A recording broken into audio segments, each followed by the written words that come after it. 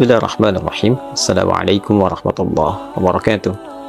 Alhamdulillahi rabbil alamin.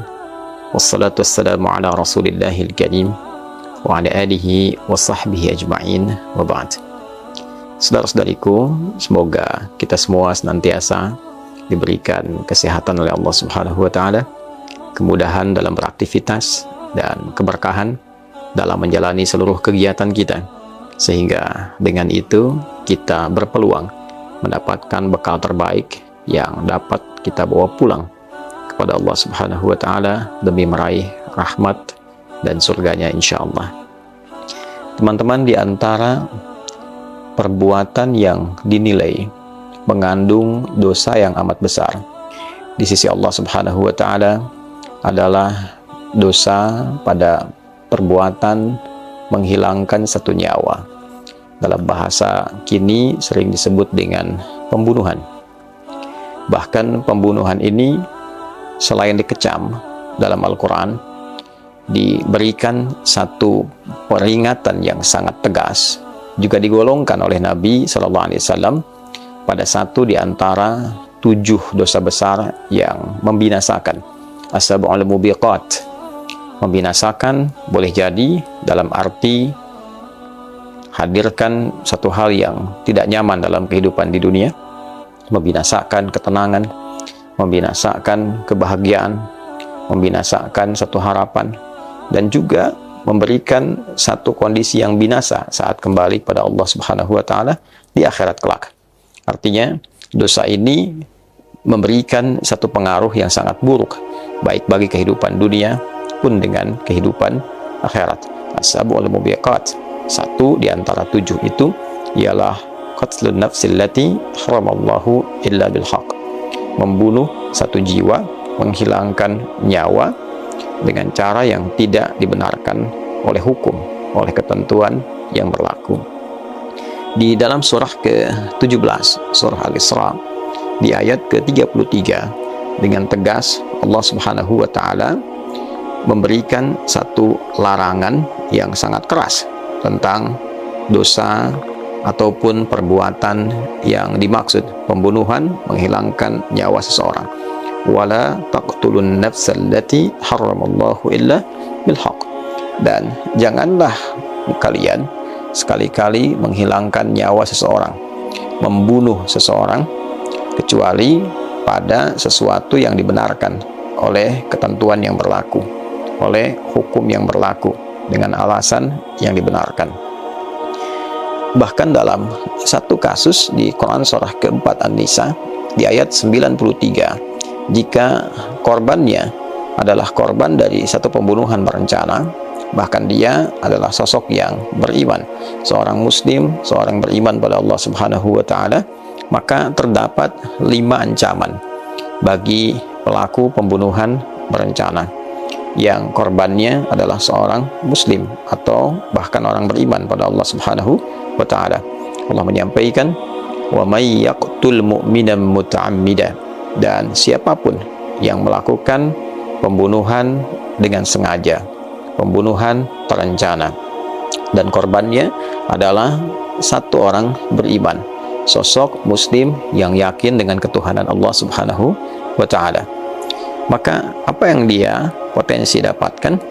Fajazauhu jahannam, dia terancam dengan neraka jahannam, bukan sekedar neraka tapi neraka jahannam, khalidan fiha, dijamin kekal di dalamnya.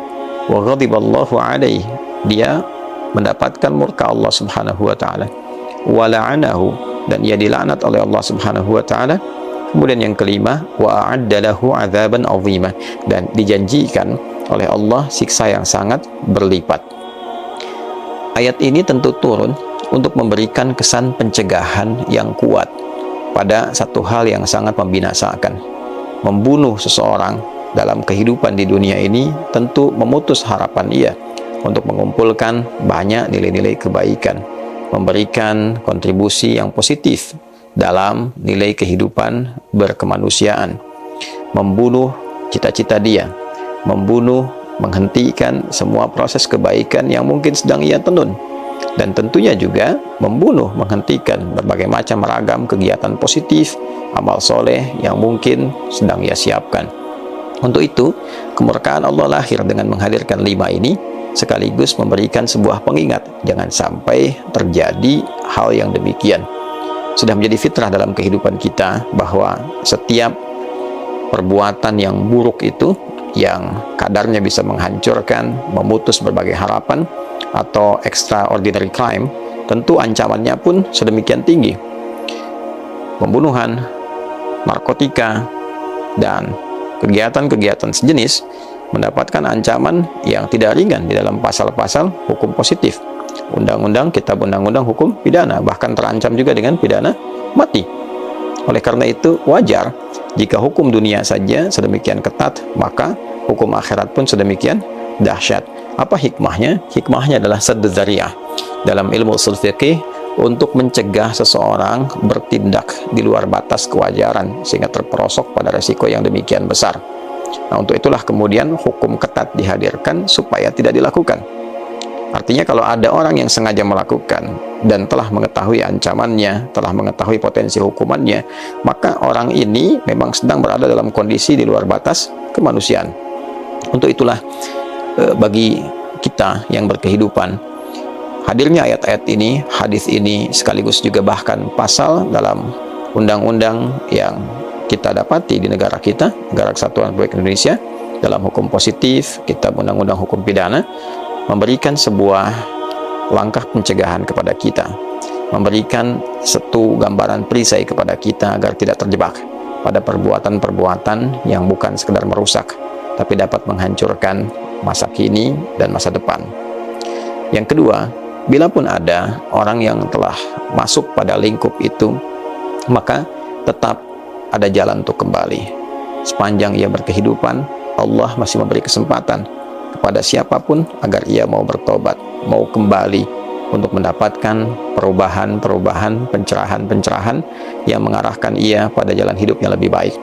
Quran surah ke-39 misalnya, Az-Zumar di ayat 53, ketika Allah berfirman, "Qul ya ibadiyalladzina asrafu ala anfusihim la taqnatu min rahmatillah. Innallaha yaghfiru dzunuba jami'a." Muhammad sallallahu alaihi wasallam, katakan, sampaikan, viralkan pada seluruh hamba-hambaku. Duhai hamba-hambaku, Allah langsung memanggil, duhai hamba-hambaku yang telah berbuat dosa yang begitu berlebihan, israf, berlebihan dalam berbuat dosa. La taqnatu min rahmatillah. Jangan putus asa dari rahmat Allah Subhanahu wa taala. Allah memberikan kesempatan untuk kembali memperbaiki diri, membuka lembaran hidup yang lebih baik, memperbaiki keadaan yang sebelumnya bahkan berada dalam kondisi yang gelap. Innallaha yaghfiru dzunuba jami'a. Sungguh Allah akan mengampuni seluruh dosa-dosa yang pernah dikerjakan itu bila pelakunya mau kembali bertobat, mengakui, menyesali, berkomitmen untuk merubah diri. Untuk itu, bila pun ada orang-orang yang terlibat dalam satu dosa yang dimaksudkan, misal yang sekarang sedang viral, yang menimpa seorang sosok perempuan di tahun 2016 yang sekarang viral dibicarakan, dan ada beberapa orang yang diduga terlibat dalam proses pembunuhan dimaksud sampai sekarang belum ditemukan, maka setidaknya apa yang kita sampaikan ini memberikan satu himbauan agar sebaiknya dan alangkah itu yang terbaik dilakukan untuk menyerahkan diri, kemudian bertobat, dibandingkan dengan akan selalu diliputi dengan kegelisahan, ya, penyesalan, kegelapan, tidak pernah tenang. Apakah nyaman berkehidupan seperti itu, dan mendapatkan ancaman bila tidak benar-benar bertobat, sampai kemudian setelah wafat pun keadaannya masih terancam. Akan lebih baik bila kemudian berusaha memperbaiki diri, menyerahkan diri, memperbaiki hidup, minta maaf pada keluarga korban, minta maaf pada masyarakat yang mungkin juga terdampak pada hal demikian. Setelah itu berusaha untuk membuka lembaran hidup yang baru, menunggu waktu kapan kita kembali kepada Allah dalam kebaikan, dan semoga dengan itu Allah mengampuni kita seperti apa yang telah Allah janjikan dalam firman-Nya. Itu lebih baik ditempuh dibandingkan dengan berbagai macam pilihan-pilihan yang tidak positif untuk didapatkan. Pun demikian, bagi siapapun yang hadir di sekitarannya, akan lebih baik untuk bisa mendorong para pelaku, orang-orang yang terlibat demikian untuk memperbaiki diri, alih-alih menutupi atau juga menyembunyikan atau bahkan mengubah sesuatu yang tidak pada tempatnya.